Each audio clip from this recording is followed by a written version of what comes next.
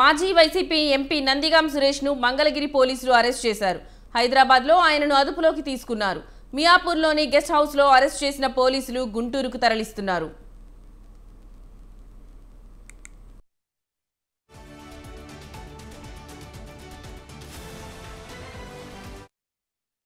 గుంటూరు జిల్లా మంగళగిరిలోని టీడీపీ కేంద్ర కార్యాలయంపై దాడి కేసులో ఆయన అరెస్ట్ అయ్యారు.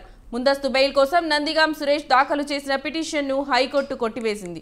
దీంతో నిన్న ఆయన్ను అరెస్ట్ చేసేందుకు ఉద్దండరాయునిపాలెంలోని ఆయన ఇంటికి తుళ్లూరు పోలీసులు వెళ్లారు.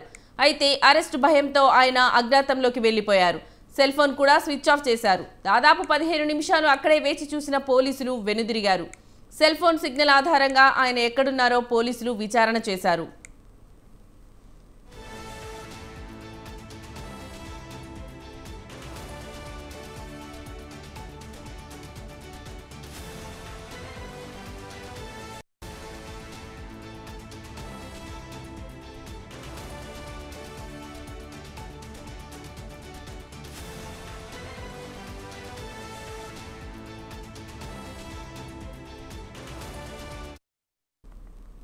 ఈ కేసులో నిందితులుగా ఉన్న వైసీపీ నేతలంతా అజ్ఞాతంలోకి వెళ్లిపోయారు. లేళ్ల అప్పిరెడ్డి, దేవినేని అవినాష్, తలశీల రాఘురాం, నందిగాం సురేష్ తదితరుల కోసం గుంటూరు, బాపట్ల, పల్నాడు జిల్లాల పోలీసులతో కలిపి 12 బృందాలను ఏర్పాటు చేశారు.